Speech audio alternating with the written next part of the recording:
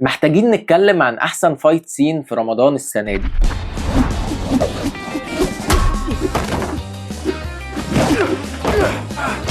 اهلا وسهلا بيكم في حلقه جديده وكلام في الافلام، والنهارده هنتكلم عن النص الاول من مسلسلات رمضان، المسلسلات ال 15 حلقه اللي خلصت. وطبعا والاداء المتواضع، انا شفت 5 مسلسلات منهم بس، هي كيمياء، 2 غيرنا، كان يا مكان، صحاب الارض، وطبعا عين سحريه. فتعالوا ناخد الحاجات دي واحده واحده ونبدا بهي كيمياء. هي كيمياء رغم ان بدايته بسيطه، اول 3 حلقات تقريبا ما فيهمش احداث خالص، ولكن كان دايما موجود كاريزما الممثلين، كوميديا الشخصيات، وحضورهم الدائم. ده من اكتر المسلسلات اللي تقدر تقول بمنتهى الجرأة ان هو ما يتزهقش منه. 20 افيه ورا بعض في ثانيه واحده، لو واحد ما عجبكش عندك 19 غيره. احداث ما بتقفش، سرعه احداث، سرعه كوميديا، كل حاجة موجودة. ده غير كاست عبقري، انت عندك محسن منصور، ميمي جمال، سيد رجب، كل دول يعتبروا شخصيات مساعدة. لو جيت تتكلم على الشخصيات الرئيسية بقى، فعندك دياب، مصطفى غريب، ميشيل ميلاد، وفرح يوسف، وطبعا مريم الجندي. والحقيقة مفيش حد من الاسامي اللي انا قلتها دي دمه تقيل او بيقول افيه ما بيلندش. الناس دي كلها حضورهم ودمهم الخفيف موجود ال 15 حلقة. في النص الاول من رمضان تقدر تقول وانت سايب ايدك خالص ان الكوميديا كانت في امان. وطبعا مش محتاجين نتكلم عن كوميديا مصطفى غريب او كوميديا ميشيل ميلاد، لان الاثنين في ما بينهم كيمياء حلوه قوي، والاثنين دمهم خفيف، والاثنين حضورهم طاغي، ودايما الكوميديا بتاعتهم ثابته. ولكن اللي محتاجين نتكلم عنه بجد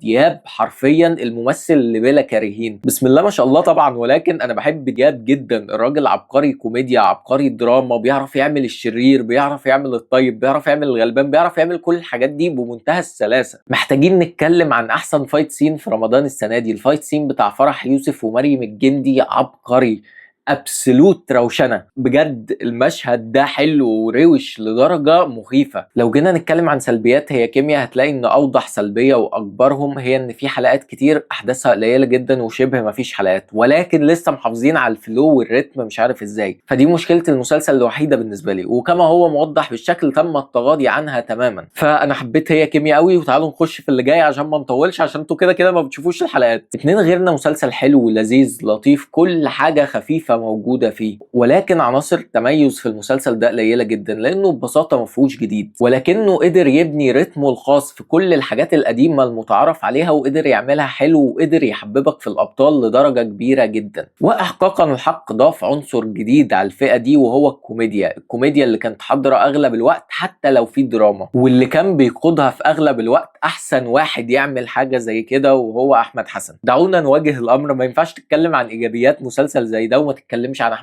احمد حسن من اهم ايجابيات مسلسل زي ده.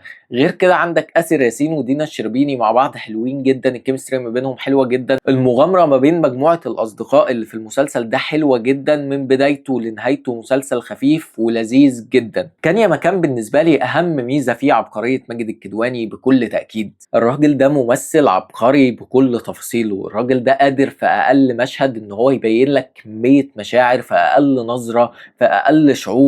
الراجل 24 ساعة مشاعر. الراجل ده انت بتشوف اي مشهد ليه قادر تحس بافكاره، قادر تحس بمشاعره، قادر تحس بالشخصية بتاعته 100%. مشكلتي الاساسية مع المسلسل ان انا كنت افضل ان ما يبقاش في حد غلطان. المسلسل بين جدا ان الست هي اللي غلطانة، بين جدا ان يسرا اللوزي شخصية لعينة هي وامها، ودي حاجة بالنسبة لي بتأثر على رسالة المسلسل اللي واضحة من اول ثانية ان هي بنتهم، الشخص اللي بيدفع تمن كل الغلطات دي. مش الغلطات اللي بس ما ارتكبتهاش، الغلطات اللي ما شاركتش فيها. فاما تطلع شخص فيهم غلطان، ده بيسيبك من الرسالة الأساسية، بيسيبك من بنتهم، وبتركز في التشجيع، بتبقى عايز حد ينتصر، بتبقى عايز حد يكسر الشخص الشرير.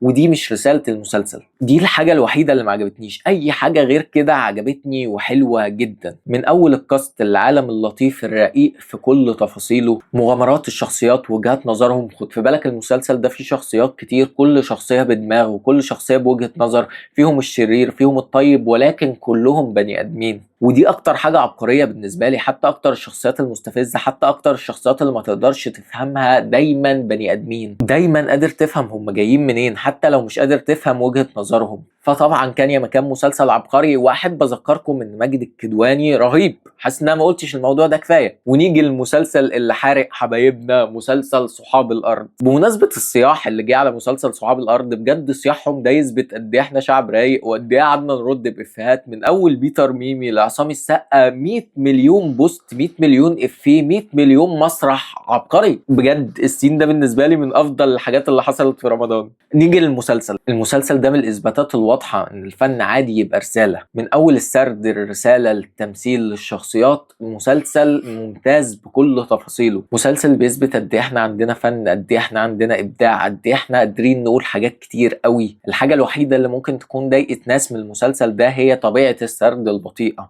ولكن دي الحياه اللي بيتكلم عنها المسلسل، دي طبيعه المسلسل، دي طبيعه الارض اللي بيتكلم عليها المسلسل، دي الاحداث يا جدعان. المسلسل مهما كان قاتم بالنسبه لك، مهما كان بطيء بالنسبه لك، مهما كان موحش بالنسبه لك، دي طبيعه الرساله اللي بيتكلم عليها، دي طبيعه الشعب اللي هو بيتكلم عليه، دي حياتهم. ومعنى ان احنا مش قادرين نستحمل 14 حلقه في الحياه دي، معنى كده ان المسلسل نجح بامتياز. اداء منة شلبي في المسلسل ده عبقري بكل المقاييس، ولكن الاثنين اللي انا بجد عايز اتكلم عنهم هم كامل الباشا واياد نصار. كامل الباشا وصل لمرحله في الفتره الاخيره من الابداع والروقان، ان هو اي شخصيه بيعملها بيقدر يوريك تاريخه حتى لو مفيش فلاش باك لتاريخه. انت بس من تمثيل كامل الباشا، من طريقه كلامه، من طريقه تعبيره، ومن نظراته، انت قادر تفهم الشخص ده جاي منين، انت قادر تفهم الشخص ده كان عامل ازاي من 10 سنين.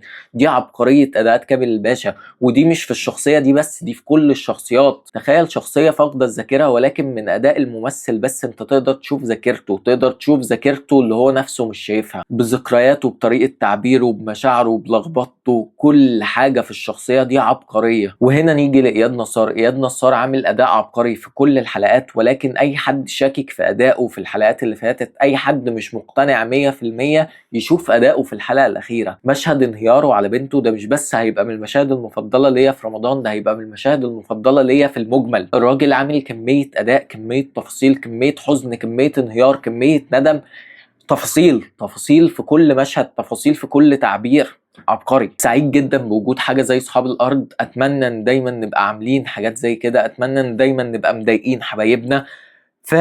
نيجي لعين سحرية. اوكي يا جدعان، ده مسلسلي المفضل. عين سحرية هو اكتر مسلسل متميز من اول ما رمضان بدأ، من اول القصة، الحبكة، التسلسل، الاحداث، كل الحاجات دي، كل حلقة كانت بتعلى عن الحلقة اللي قبلها، كل الحاجات دي في تصاعد دايم. زي ما قلت قبل كده، ده المسلسل الوحيد اللي تقدر تاخد بالك كل حلقة اتحركنا قد ايه، الاسئلة اللي زادت، الاجابات اللي ادوها لك، كل حلقة كان فيها احداث كتير جدا. رغم ان المسلسل درامي قاتم في اغلب اوقاته، ولكن كان دايما بيتخلله كوميديا. الثنائي بتاع توحة ولافلي ده من اكتر الثنائيات المفضلة بالنسبة لي، من اول الصداقة للافات للكوميديا اللي حاضرة 100% من الوقت، ومع ذلك ما بتقللش من الدراما. لو هنيجي للتقيل بقى، فانت عندك اداءات تمثيليه ما حصلتش من سنين، من اعلى الاداءات التمثيليه اللي حصلت في السنين اللي فاتت، ومش من شخص واحد، ده من مجموعه اشخاص. من اول الشخصيات المسانده اللي عامله ادوار حلوه جدا، كلهم عاملين ادوار عاليه جدا جدا جدا، لحد الثلاثي الاساسي، اكتر ثلاثي شفته في حياتي عمل اداءات تمثيليه حلوه جدا، كل شخصيه فيهم عملت ماستر سين عبقري. محمد علاء، باسم سمره، وعصام عمر. عصام عمر عامل 4-5 مشاهد، من اول الدراما الساكتة خالص، الدراما الهادية جدا،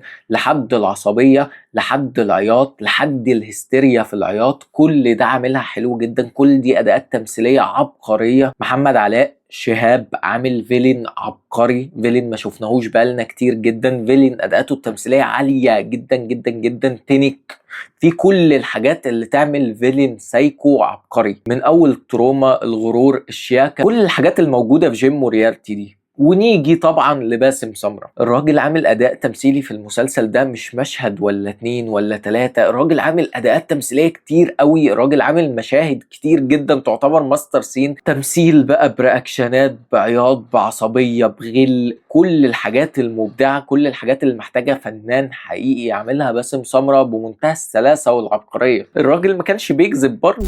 كل اللي بيدعي ان هو شاطر وعنده جماهيريه كبيره يوريني نفسه الموسم ده. انا استمتعت بالمسلسل ده، استمتعت بالرحله دي بكل تفاصيلها، بجد المسلسل هيقطع بيا جدا، انا هفتقد المسلسل ده باقي رمضان. لو جينا نتكلم عن السلبيات فهتلاقي اكتر سلبيتين عندك هما الاضاءه والموائمات. لو جينا نتكلم عن الاضاءه فانا شايف ان هي ما كانتش مزعجه في اغلب الاوقات، وكده ولا كده دي رؤيه مخرج، يعني هو واخد باله وعاجبه المنظر كده. واول ما تبقى واخد بالك وعارف اللي انت بتعمله بس عايز توصل حاجه بوجهه النظر دي، حتى لو احنا ما شفناهاش لازم نحترم الموضوع ده وخلاص بقى، لازم نتعايش معاها. يعني احنا شايفينك غلط وانت شايف نفسك صح، فخلاص تمام، ربنا يوفقك يعني. ومع ذلك انا لسه شايف ان الرؤيه الظلاميه لاغلب المشاهد عبقريه. نيجي للموائمات، الموائمات كانت في اغلب الاوقات عاديه جدا، محتاج تركز قوي قوي قوي عشان تطلعها، ومحتاج تبقى بتتلكك للمسلسل. اوكي، ما عدا النهايه واضحه شويتين ثلاثه، ولكن بتحصل في احسن الحالات. ما انا بقالي 100 سنه بقول لكم ان ديس نوت نهايته متكروته ومحدش قال لي حاجه يعني،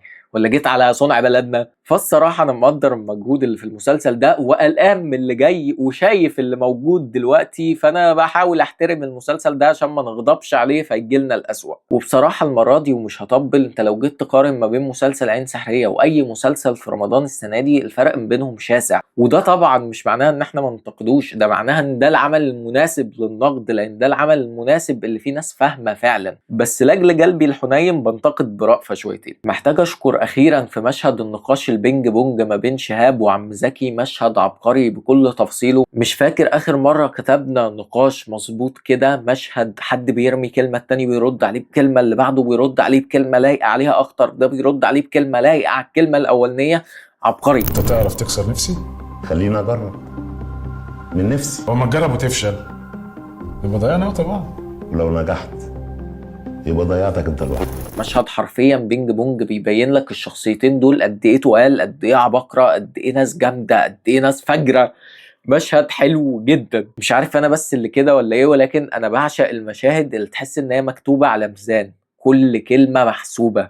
انا بعشق المشاهد دي، والمشاهد دي موجودة في عين سحرية كتير جدا. جنب الموائمات على طول هتلاقي موائمات، بعد كده مشاهد مكتوبة حلو، وهكذا. المسلسل بكل تفصيله حلوة جدا، نقاشاته وكتابته وتمثيله، كل حاجة في المسلسل ده عبقرية وممتعة لأقصى حد. أخيرا النص الأول من رمضان كان مثير للاهتمام جدا، أغلبه حلو لدرجة كبيرة، فربنا يستر من اللي جاي، ولكن أنا متفائل جدا بحكاية نرجس والنص. أخيرا لو عجبك اللي احنا قلناه ما تنساش تدوس لايك، قول لي رأيك في الحلقة في الكومنتات، اشترك في القناة وشغل زر الجرس عشان يجيلك كل جديد. في الفيديوهات القديمة يمكن حاجة تعجبك. سلام.